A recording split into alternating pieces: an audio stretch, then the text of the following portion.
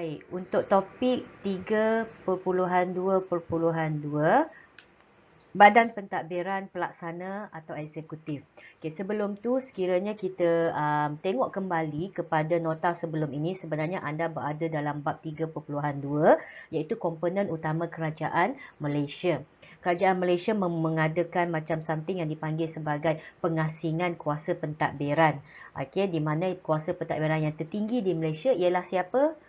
Kalau boleh jawab tu, jawablah chat box. Anda kena jawablah soalan tu. Minta tanya, siapakah kuasa pentadbiran yang tertinggi di Malaysia? Kalau boleh jawab, bagus. Maksudnya anda fahamlah apa yang kita belajar sebelum ni. Kalau masih lagi siapa mungkin ada di antara nota yang masih belum jelas tu. Okey, jadi kuasa tertinggi di Malaysia ialah Yang di-Pertuan Agong, YDPA. YDPA yang duduk atas sekali kalau diikutkan dari segi hierarkinya. Kemudianlah ada 3 pengasingan komponen utama Kerajaan Malaysia, iaitu Badan Eksekutif, Pentadbiran atau Pelaksana, Badan Legislatif, Badan Perundangan dan juga Badan Kehakiman, Judiciary. Okay, kita tengok dalam nota yang madam bagi ni. Kalau tengok belakang ni ada gambar Kabinet Malaysia 2020. Ini adalah menteri-menteri yang menjalankan tugas dan wajah-wajah yang kita kerap tengok keluar TV semenjak COVID-19 melanda. Bukan kata mereka suka-suka keluar, tapi mereka ni agak popular sejak COVID melanda kerana banyak kementerian-kementerian yang keluar dengan beberapa kaedah SOP baru untuk menentang COVID. Jadi kita dapat tengok wajah mereka hampir setiap hari sejak COVID itu berlaku. Okey, kita dapat kenal menteri di MKN kita Menteri Ismail Sabri. Ismail Sabri ya. Okey, lepas tu kita dapat kenal menteri pendidikan kita dapat kenal menteri pengajian tinggi kita dapat kenal menteri menteri kesihatan kita tu diwakili oleh Datuk Dr. Nur Hisham. Kerana Dr. Nur Hisham lah yang bertindak sebagai frontliners yang mengetuai frontliners dalam kalangan pengamal kesihatan kita, doktor dan juga nurse. Jadi beliau lah yang selalu keluar TV untuk beritahu tentang SOP, dan juga tidak ketinggalan PM kita Tan Sri Muhyiddin Yassin, yang mana beliau lebih bersifat sebagai ayah kan. Ramai yang buat macam panggilan ayahanda lah kan, ayah lah pada Tan Sri Muhyiddin Yassin, sebabnya beliau cuba untuk mendekati rakyat dan memastikan COVID-19 tidak membawa kepada pergolakan rakyat yang terlampau teruk. Okey, kita bersyukurlah sebab Malaysia sekarang ni hanya berapa digit 2 digit kan kes. Bayangkan di Indonesia sampai 3,000 kes sehari, masih lagi orang kata panas COVID di negara-negara luar. Di Korea Selatan, Seoul, mereka kata mereka dah kehabisan katil-katil diwat untuk pesakit-pesakit COVID. Jadi di Malaysia ni alhamdulillah ia terbendung dan terkawal. Cuma adalah beberapa isu macam makcik gelang pink. Lepas tu adalah isu menteri tak pergi tak pergi kuarantin. Kita tak naklah jadikan isu tu isu yang berbangkit atau isu yang panas sehingga menimbulkan sensitiviti, tetapi kita pandang dari segi keselamatan rakyat kan. Kalaulah seorang pesakit COVID terlepas, ia boleh membawa kepada ribuan kes-kes yang boleh membawa kepada satu bentuk macam itulah pandemik kepada Malaysia. Jadi alhamdulillah kita sokong sebenarnya usaha kerajaan untuk membantu COVID. Okey, itu cerita pasal menteri-menteri ni. Ini Badan Pentadbiran Eksekutif. Okey, kita tengok sikit nota. Okey, siapa kenal ni? Okey, bangunan yang nampak macam kubah hijau ini cantik sangat di Putrajaya. Di situlah duduknya Perdana Menteri kita, office beliau di dalam tu. Siapa-siapa nak pergi jumpa PM boleh masuklah ke dalam bangunan ni. Okey, kalau bersebab lah. Kalau sekadar nak pergi jalan-jalan, kita boleh masuk kan.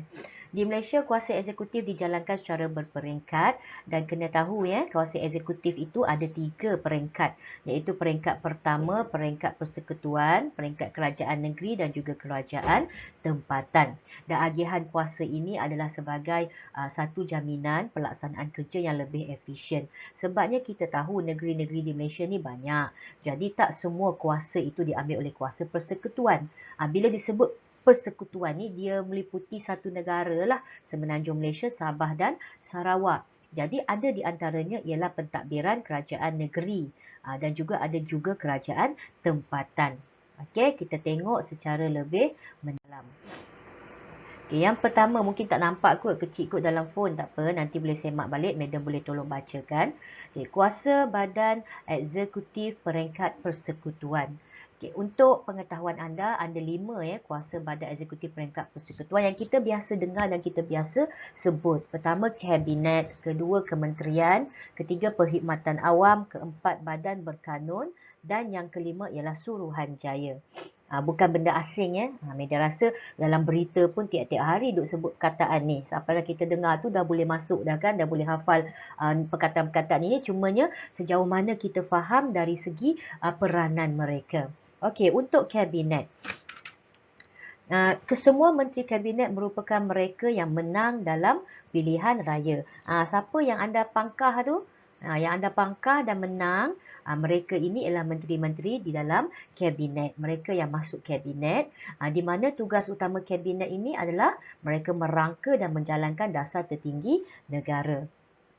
Jadi janganlah cakap menteri-menteri yang masuk kabinet ni menteri yang suka buat hot seat kan. Hot seat lah, panaskan isu lah, tak ada. Sebenarnya mereka tengah merangka dan menjalankan dasar-dasar tertinggi negara dengan cara berbahas.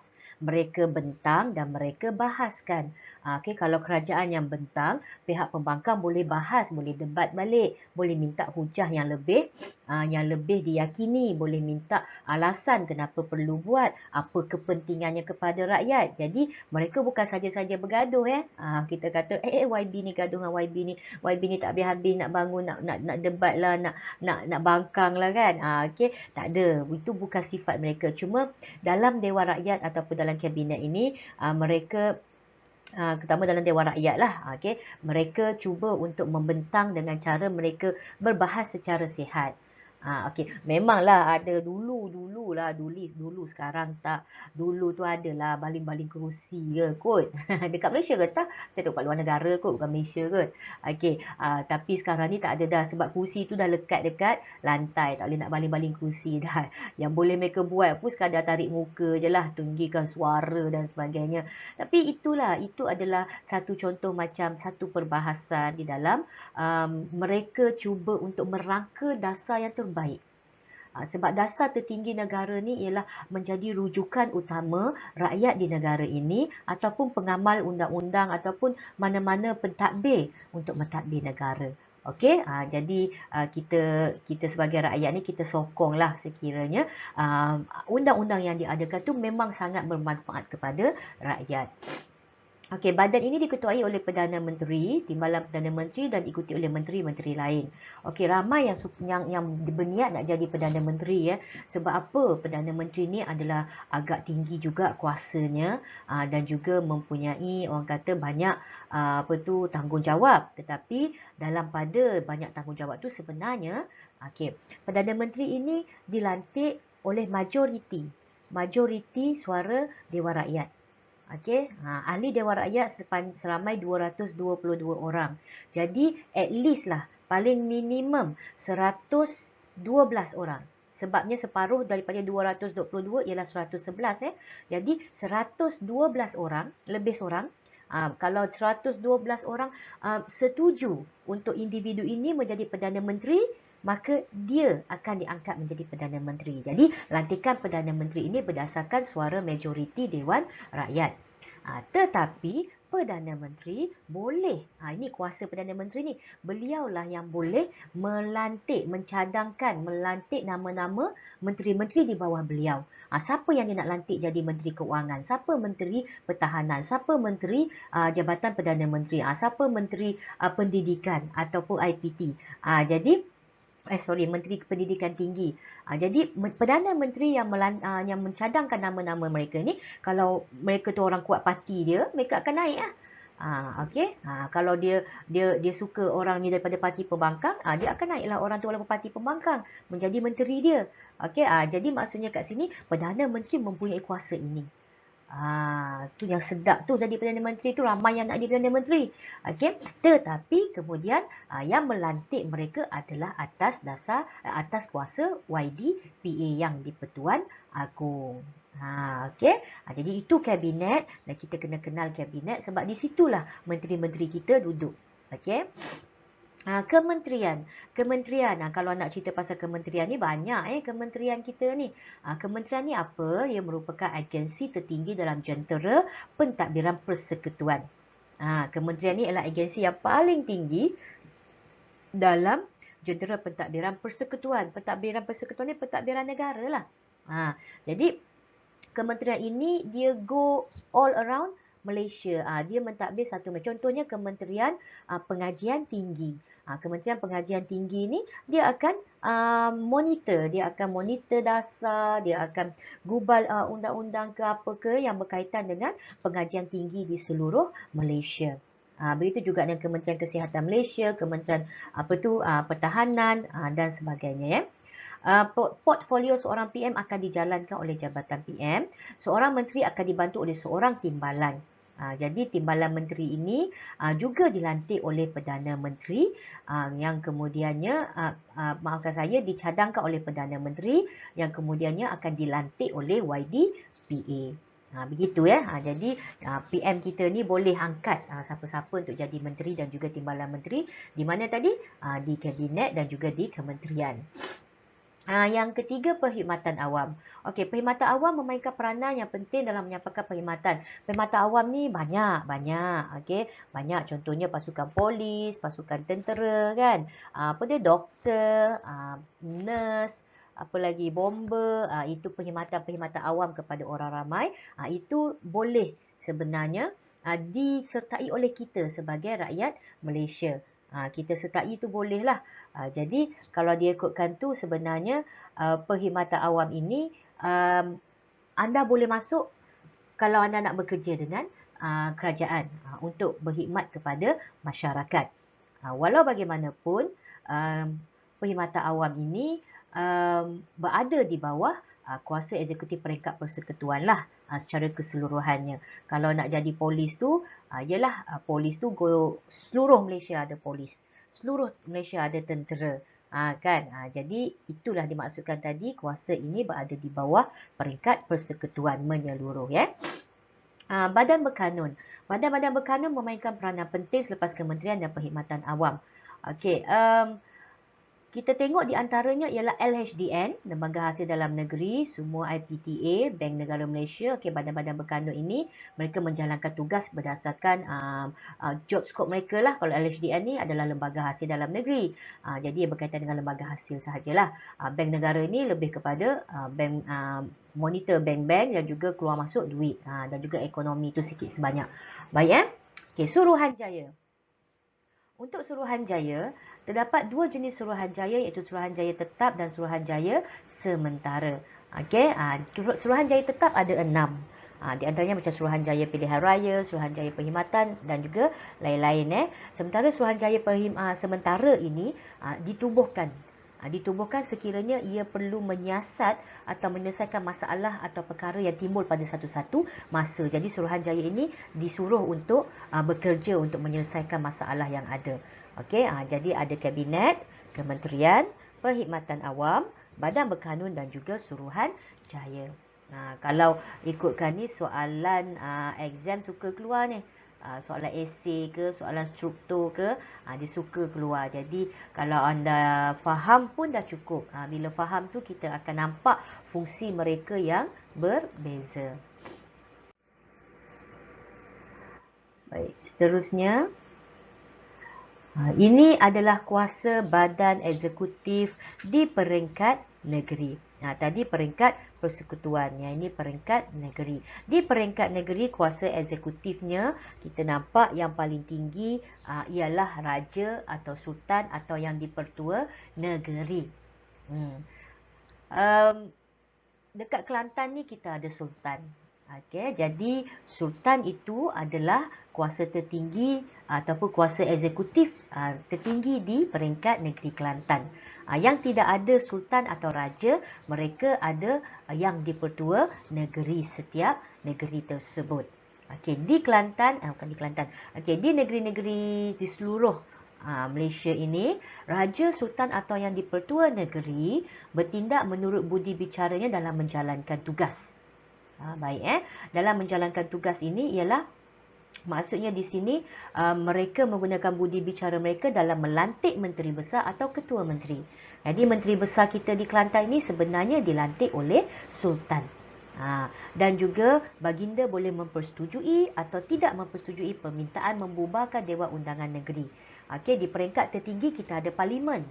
Tapi di peringkat negeri kita ada Dewan Undangan Negeri. Okey, jadi kuasa untuk membubarkan Dewan Undangan Negeri ini adalah dalam kuasa sultan atau yang dipertua negeri.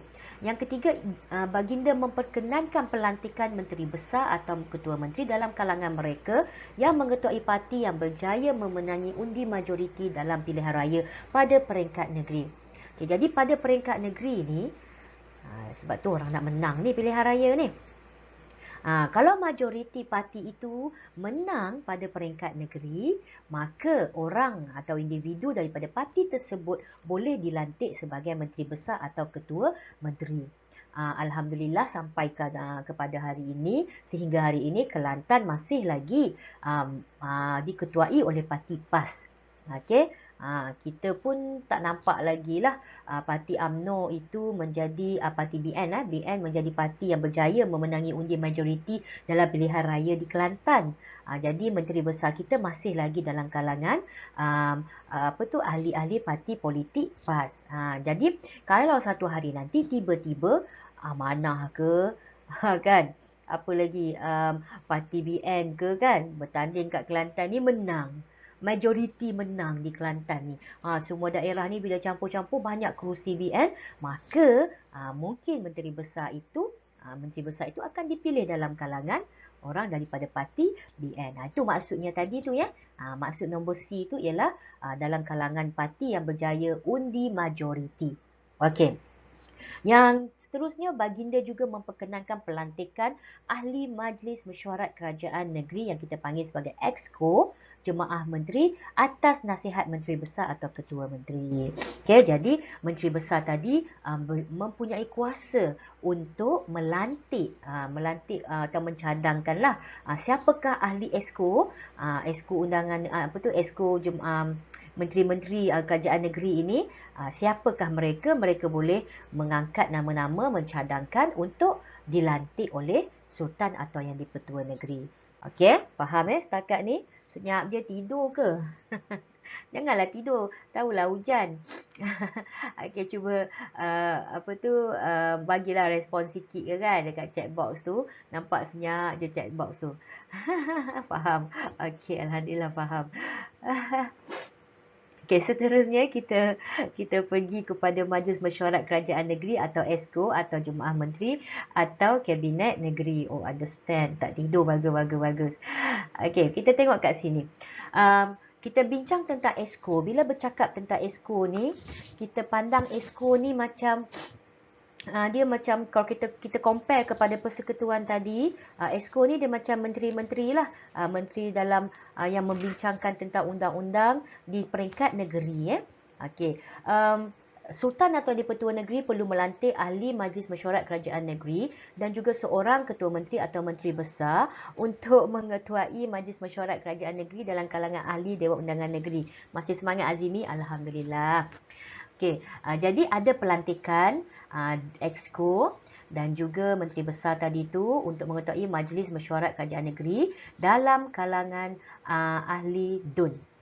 Okey, ahli Dewan Undangan Negeri dipanggil ADUN.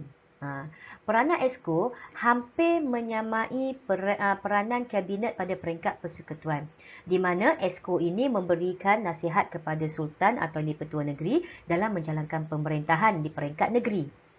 Bukan dalam sistem kita, sistem pemerintahan, sultan ini lebih kepada memberi kelulusan, melantik, kan, memperkenan dan sebagainya, mempersetujui. Tetapi yang bekerja untuk merangka, yang bekerja untuk membahaskan, yang menggubal, meminda adalah dalam kalangan Exco dan juga jemaah menteri atau kabinet negeri. Kita kena fahamlah tu. Sultan kita sekadar orang kata kuasa tertinggi, orang-orang tertinggi ni mereka lebih pada kuasa meluluskan, kuasa melaksanakan tu lebih kepada bawahan dia sikit lah. Kita rakyat, kita lebih kepada mematuhinya. Okay, kita rakyat tak boleh nak cakap apa. Jadi follow je lah. Dalam pentadbiran peringkat negeri, segala urusan pentadbiran tertakluk kepada perlembagaan negeri yang diperuntukkan oleh perlembagaan persekutuan. Ingat ya, kita ada perlembagaan negeri. Jadi kita kena follow perlembagaan negeri. Perlembagaan Persekutuan Malaysia telah memperuntukkan perkara yang menjadi tanggungjawab negeri. Jadi kalau orang tanya, apakah di antara perkara-perkara yang menjadi tanggungjawab kerajaan negeri? Ia seperti agama yang berkaitan hal ehwal agama, hal ehwal pertanian, hal ehwal pendidikan, perhutanan, pentadbiran, tanah, air dan sebagainya. Okey, isu air. Siapa kat rumah dia air dia bersih? Alhamdulillah rumah madam, air di rumah madam bersih, alhamdulillah. Air di rumah anda bagaimana pula? Bersih tak air di rumah anda? Tak ada air, Allah kesiannya tak ada air. Ada ya yang tak ada air? Allah. Jadi isu bersih juga, alhamdulillah. Isu air itu ia di bawah kuasa kerajaan negeri. Jadi kalau tak ada air ataupun air kita tu warna kuning ke, bergelodak ke apa dan sebagainya, boleh pergi kepada peringkat negeri lah. Tak perlu beritahu Kementerian Tenaga Air, Elektrik semua pergi sampai pada kementerian, tak perlu, sebab itu di bawah kuasa kerajaan negeri. Dan kita minta don-don kita kan, yang menang pilihan raya dulu di peringkat DUN, pergilah cakap dengan dia, air kami tak ada, nak cebok perigi ada ke? Rumah madam tak ada perigi. Rumah madam tak ada perigi, rumah anda ada perigi, alhamdulillah kan. Rumah mereka tak ada perigi, terpaksa pergi cari air kan, jajak cari air. Jadi kita boleh, kita kan rakyat, kita boleh menyuarakannya. Kita nak viral kiri kanan pun kadang-kadang mereka tak tahu kan. Kita viral satu dunia tahu, tapi pihak yang terlibat tak tahu pula pasal kita ni ada masalah air. Tapi kita harap mereka bersifat lebih prihatin. Itu je lah kita berharap. Okey? Boleh fahamnya itu adalah kuasa Exco di peringkat negeri. Air telaga. Itulah kalau ada sedap tu mandi air telaga pagi-pagi, mandi air sejuk. Okey, kemudian kuasa badan eksekutif peringkat tempatan. Yang tadi pertama peringkat persekutuan, yang kedua peringkat negeri, sekarang ini ialah peringkat tempatan. Pentadbiran pada peringkat daerah diketuai oleh pegawai daerah dan dibantu oleh beberapa orang penolong pegawai daerah. Beberapa buah mungkin dalam daerah pula takbir oleh penghulu. Kalau nak cerita pasal ni, pernah dengar tak istilah pegawai takbir diplomatik? Pegawai takbiran diplomatik rasanya, PTD. Pegawai takbiran diplomatik ini mereka ialah pegawai-pegawai yang pergi untuk interview, exam di bawah Jabatan Perkhidmatan Awam. Madam dulu alhamdulillah dapat. Madam dulu dapat lah, pernah lah dulu minta untuk masuk PTD ni. Jadi bila dah dapat PTD tu sebenarnya madam dapat post di MINDEF, Ministry of Defence, Kementerian Pertahanan. Tapi entah macam manalah pada ketika itu ada masalah keluarga, jadi madam terpaksa tolak. Dah pergi kursus dah post dah masuk dah, tapi terpaksa tolak, madam kena blacklist. Kena blacklist, Allahu Akbar, lala tu dapat masuk kias. Jadi nak ceritanya kalau nak jadi pegawai daerah, boleh apply untuk pegawai takbiran diplomatik. Sebab di antara pos yang mereka bagi juga ialah pegawai daerah. Jadi siapa-siapa nak jadi DO, orang Kelantan panggil DO, bukan pegawai daerah, dah panggil DO, District Officer. Nak pergi mana nak pergi jabat DO? Orang Kelantan dia bisa seumur bahasa Inggeris gini orang Kelantan. Jadi kalau awak kata orang Kelantan tak pandai BI, salah lah. Kelantan ni pandai BI. Jadi DO ni di peringkat daerah kita gapo-gapo kita pergi jumpa DO deh.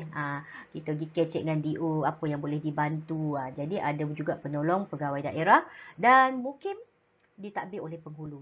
Siapa anak Tok Penghulu sini? Tok Penghulu. Kalau anak tu penghulu sini tahulah apakah di antara job scope penghulu ketua kampung ni apa job scope-nya. Kadang-kadang orang kelih anak Tok Ngulu ni. Orang cari anak Tok Ngulu. Anak Tok Ngulu pergi masuk universiti mana? Lepas SPM. Orang tanya, bukan orang tak tanya. Sebabnya anak Tok Ngulu ni skalanya orang anggap anak Tok Ngulu hok bijak sekali dalam kampung. Orang dululah, orang lah ni tak ada dah.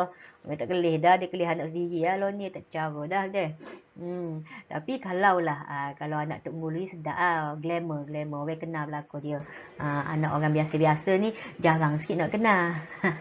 Okey, di Sarawak, struktur pentadbiran daerahnya pula terbahagi kepada 4, iaitu bahagian daerah, daerah kecil dan juga kampung. Manakala di Sabah, daerah dan juga kampung. Okey, jadi ini boleh lihatlah di peringkat tempatan itu adanya beberapa lagi badan eksekutif. Baik, itu 3 perkara lah berkaitan dengan badan eksekutif. Okey, ada lagu sikit. Lagu ni bukan lagu main-main lah. Lagu ini sebenarnya dinyanyikan oleh Francisca Peter zaman Medan kecil dulu. Dia berkaitan, tajuk dia Setia. Tajuk lagu ni Setia, merujuk pada bagaimana kita menumpahkan taat setia kepada raja dan juga negara. Bukan raja saja, tapi negara juga. Negara ni maksudnya keseluruhan lah. Dan juga lagu ni dinyanyikan semula oleh artis-artis baru ketika memberi semangat kepada frontliners untuk melawan COVID. Baru je video ni, baru dalam 2 bulan macam tu. Tapi Medan share sebabnya kita Hari Merdeka ini kan, Hari Merdeka, kita nak naikkan semangat merdeka tu, dan kita tak nak kalau boleh tu kita lupa kepada tugas kita sebagai rakyat Malaysia. Okey, boleh kot layan sikit. We are a nation at war with invisible forces. The situation we are now facing is unprecedented in history.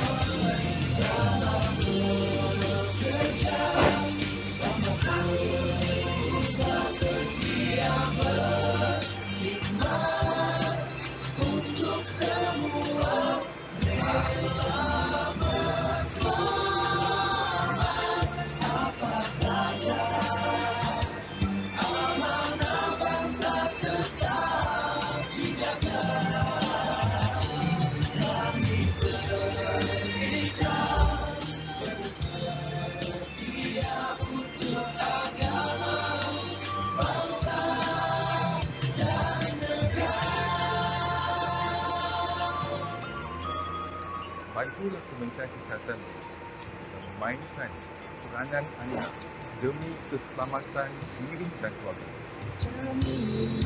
Negara yang tercinta dicurahkan hati penuh setia demi derajat yang disanjung tinggi.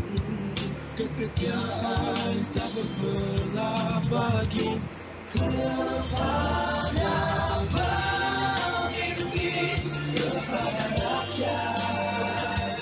Khidmat diberi penuh taat, sama bekerja, sama berusaha setia berkhidmat untuk semua, rela berkorban.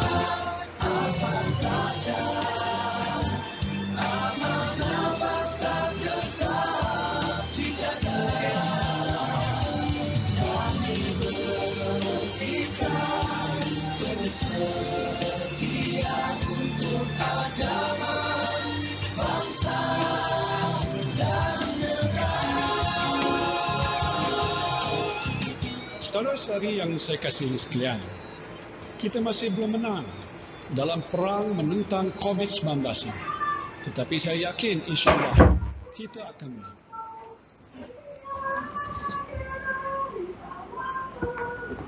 Okey. Jadi kat situ kita tengok bagaimana. Itu dah habis dah tu. Maksudnya habis dah bahagian peringkat eksekutif. Eksekutif dah habis. Jadi kita beralih kepada bahagian perundangan ataupun legislatif. Bila cakap bab perundangan ni, pelajar-pelajar syariah rasanya mesti cepat menakap ni. Pelajar syariah berapa orang madam pun tak berapa pasti berapa orang pelajar syariah sebab campur belaka. Jadi pelajar-pelajar syariah mungkin mudah faham lah. Sebabnya mungkin anda belajar sikit sebanyak tentang terma-terma dalam undang-undang. Tapi pelajar-pelajar yang diploma lain ni jangan risau, sebenarnya mereka cuba menggunakan bahasa yang mudah untuk difahami sebabnya kita nak supaya semua faham bahawa perundangan ini juga penting. Walaupun anda tak terlibat dengan law, tak terlibat dengan undang-undang, tetapi anda kena tahu juga aktanya, enactmentnya kan, supaya kita nanti apa-apa hal kita boleh rujuk secara direct ataupun orang pula rujuk kita kan. Sedikit pengenalan, sebelum kedatangan Barat lagi, Tanah Melayu telah mempunyai sistem perundangan sendiri. Dalam hal ini, negeri-negeri di semenanjung Tanah Melayu menggunakan sama ada, menggunakan Undang-Undang Adat Melayu. Manakala di Sabah dan Sarawak, mereka menggunakan Undang-Undang Adat Bumiputera. Pada era tradisional, terdapat dua kategori undang-undang tradisional itu, iaitu undang-undang adat Melayu tadi tu dia terbahagi kepada dua, iaitu adat perpatih masyarakat matrilineal dan adat temenggung masyarakat patrilineal. Ada siapa-siapa ke pelajar madam ni daripada Negeri Sembilan yang daripada keturunan adat perpatih? Kalau ada, anda mesti faham istilah adat perpatih daripada masyarakat matrilineal ni ialah mereka memberatkan ataupun mereka mengutamakan keturunan di sebelah ibu ataupun bahagian perempuan lah. Jadi ramailah member madam dululah dekat universiti dulu kalau belajar bab adat perpatih ni, lepas daripada tu orang lelaki, member lelaki ni mesti akan tanya siapa-siapa di Negeri Sembilan, siapa-siapa adat perpatih, akan tanya dulu. Kadang-kadang mereka takut masuk dalam adat perpatih ni sebab dia tak sama macam adat biasa. Mereka ada adat mereka sendiri dan juga adat perpatih ini amat kuat dan juga masih lagi diamalkan oleh masyarakat di Negeri Sembilan, masyarakat daripada keturunan Minangkabau terutama sekali. Dan juga masyarakat adat Temenggung ini daripada masyarakat patrilineal. Patrilineal bermaksud keturunan sebelah bapa. Kita bincang sikit tentang adat perpatih sebab madam nampak adat perpatih ni sangat-sangat unik.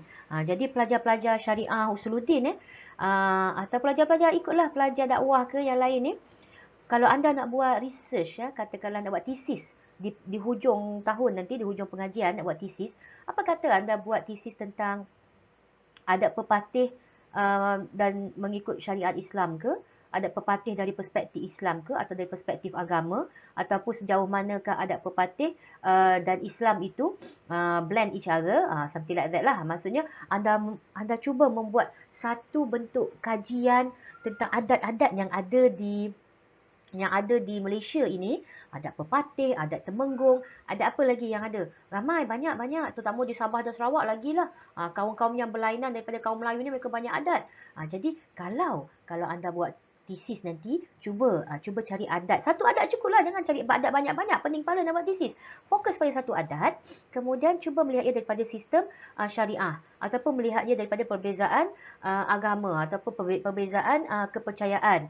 Jadi cantik tesis-tesis macam ni kerana apa? Bila kita ada hasil tesis-tesis yang berkaitan dengan kaum-kaum di Malaysia ini atau berkaitan dengan masyarakat kita, anda sebenarnya berjaya untuk memurnikan adat yang ada. Sebab kebanyakan adat yang masih lagi dipegang sampai hari ini, sorry to say lah, ada adat, contoh adat perpatih dan adat temenggung ini, sebenarnya adat-adat ini telah lama diamalkan oleh pengasas adat ini sebelum kedatangan Islam di Nusantara. Jadi bila dah biasa dengan adat tersebut, walaupun telah memeluk agama Islam, adat itu masih lagi berlangsung. Jadi bila ia berlangsung, kita bukan kata kita nak hentikan adat kita bila kita buat research tak, tapi kita nak tengok bagaimana kita boleh memurnikan pelaksanaan adat itu agar tidak bercanggah dengan agama Islam.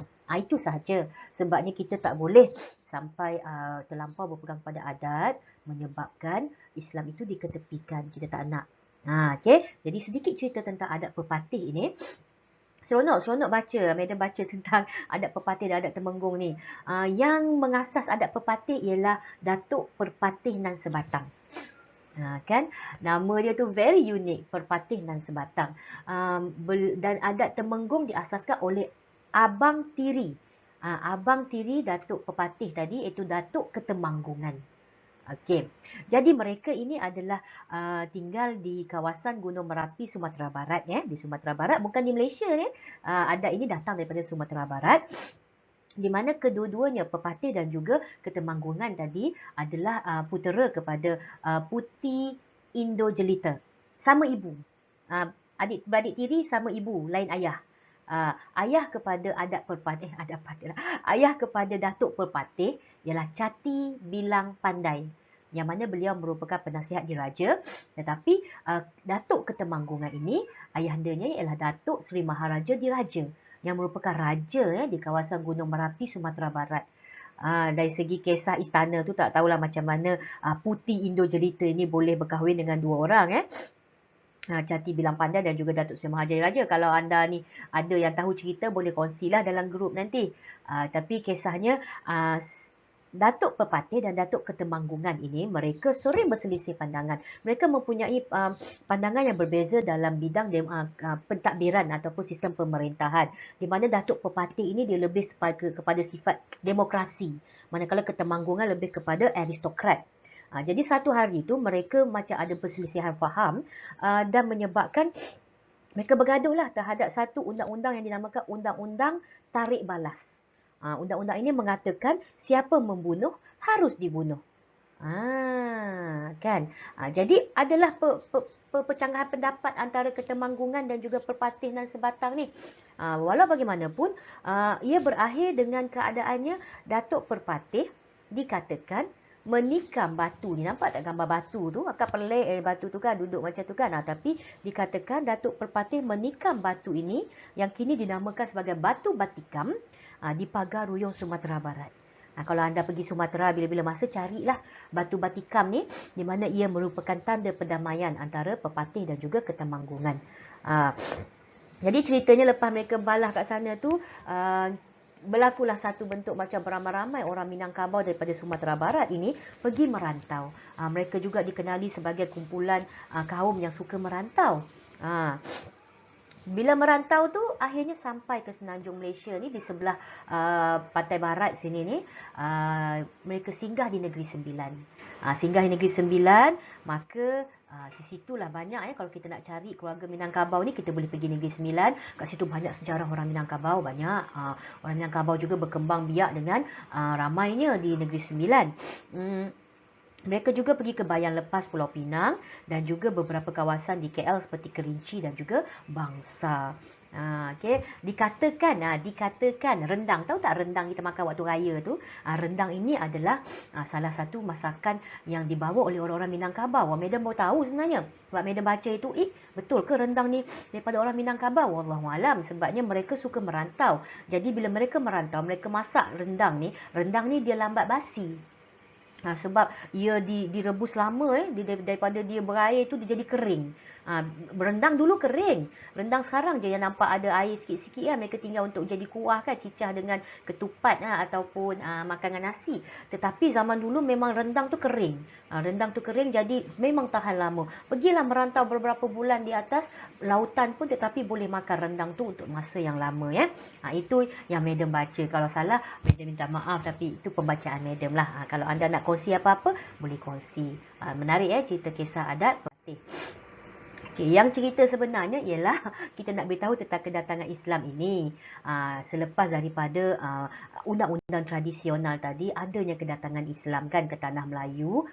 Kita dapat lihat ia bertukar daripada pemerintahan adat tadi, ia lebih kepada hukum kanun Melaka dan juga undang-undang Laut Melaka, yang mana kita lihat bahawa ada unsur-unsur Islam di dalamnya. Okey, setelah kedatangan British pula, peranan undang-undang tempatan mengalami banyak lagi perubahan. Kita dah mula masuk kepada unsur-unsur barat. Kita masuk kepada common law, kaedah-kaedah equity, dan juga kalau ikutkan, ini 5 punca utama kepada undang-undang Malaysia. Ada 5 tu. Yang ni kena ingatlah, kena ingat sebabnya kelima-lima ini adalah punca utama kepada undang-undang Malaysia.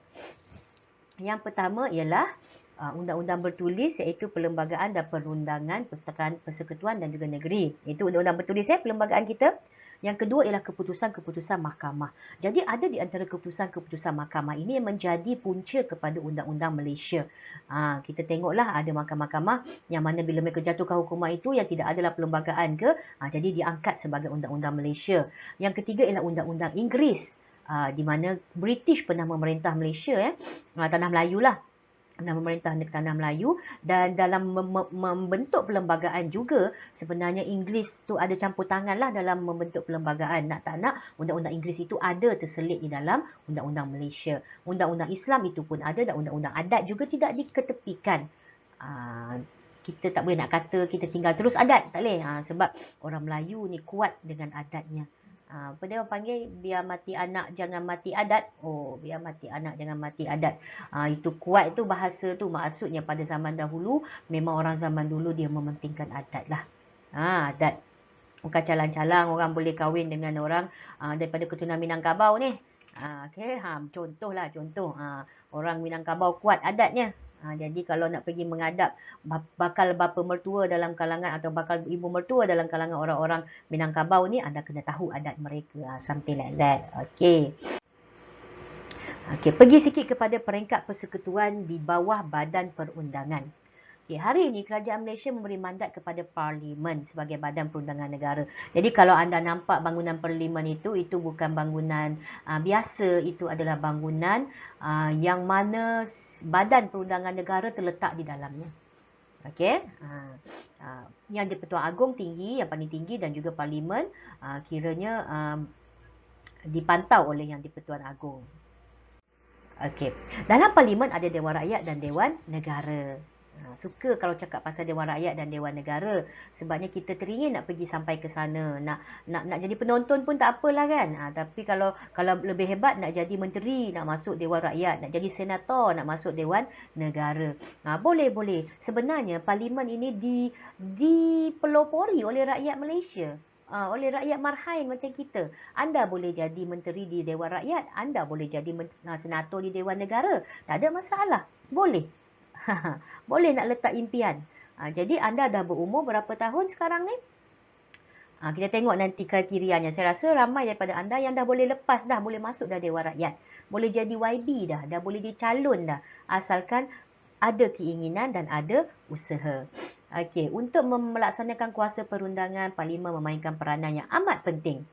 Fungsinya dilihat semasa proses penggubalan rang undang-undang dijalankan. Okey. Parlimen. Kau tengok Parlimen kita tengok Parlimen ni. Parlimen ialah badan perundangan bagi kerajaan persekutuan. Tugas Parlimen membuat undang-undang yang boleh dikuatkuasakan di seluruh negara. Antara peranan Parlimen, nombor 1, meluluskan undang-undang persekutuan. Kita buat undang-undang di peringkat persekutuan.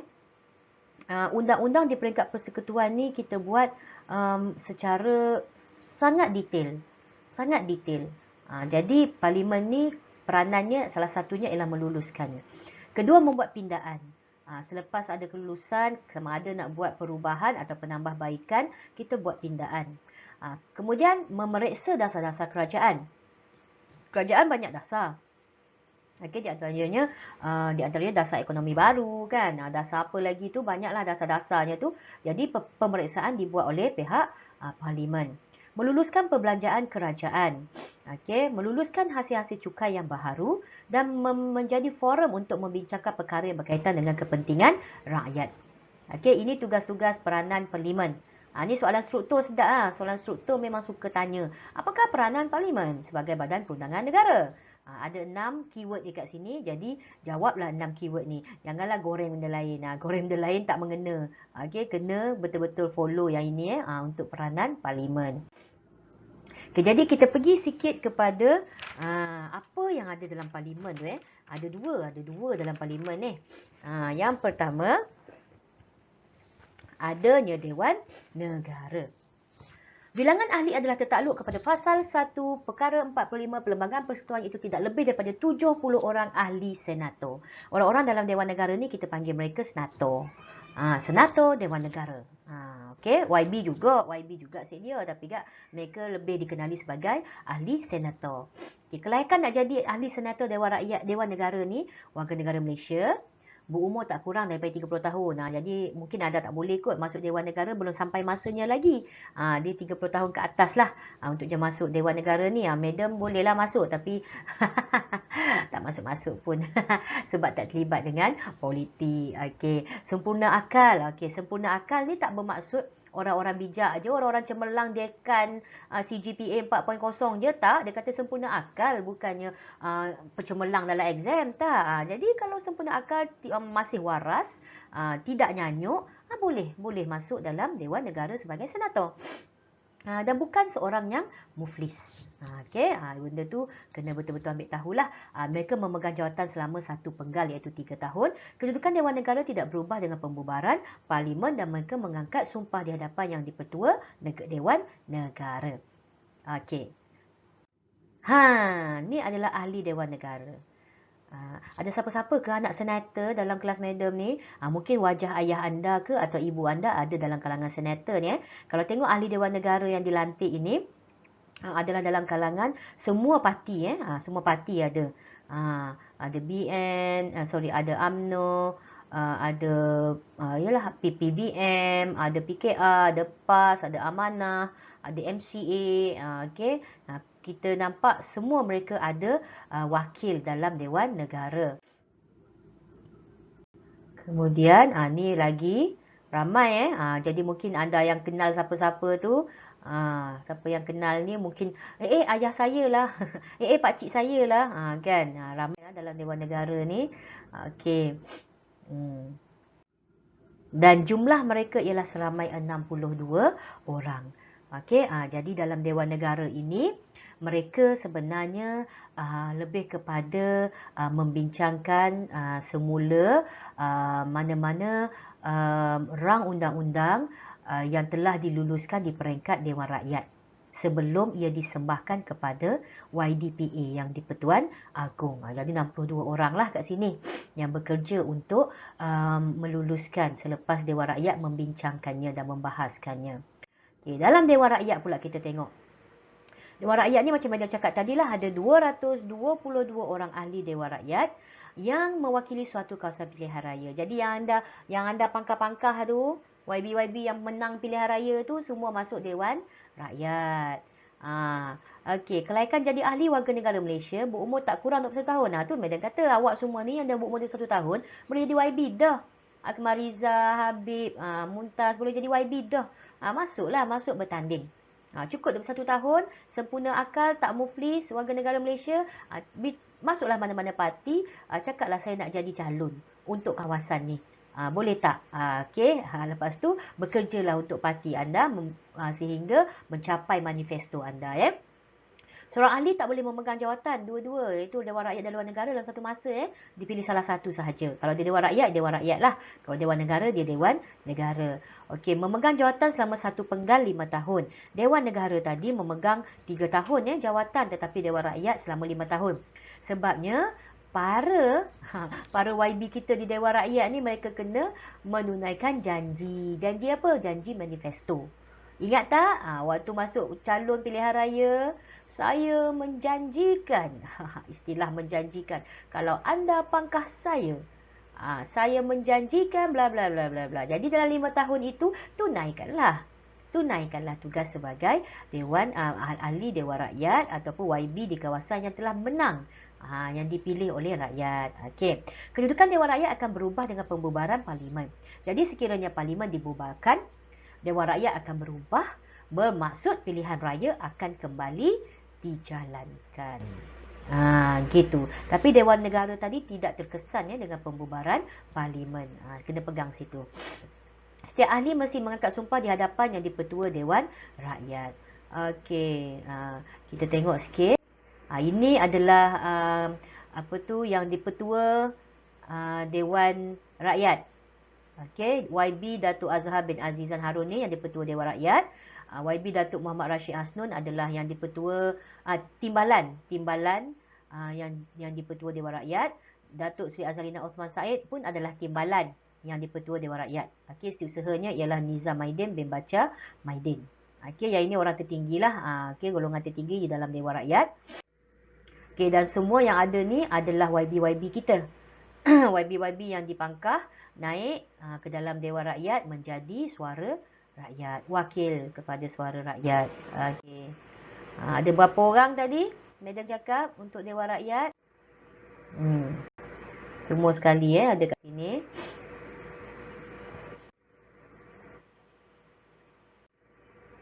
Okey, seramai 222 orang ahli Dewan Rakyat. Okey, jadi mereka inilah yang berbahas. Mereka inilah yang berbahas, yang panas-panas tu kan. YB ni tak puas hati dengan dasar YB ni yang bentang. Okey, lepas tu panas-panas, bising-bising semua kan. Itulah mereka inilah. Tapi sebenarnya tugas mereka cuba untuk merangka dasar dan juga menilai kembali undang-undang ke ataupun sebarang dasar yang telah ada dalam negara untuk menambah baik. Kita pun sokonglah kalau untuk tambah baik. Tapi jangan sampai baling kerusi. Okey, habis kat Dewan Rakyat cukuplah, keluar pergi minum air sama-sama kan. Tak ada masalah. Rakyat pun suka kan. Okey.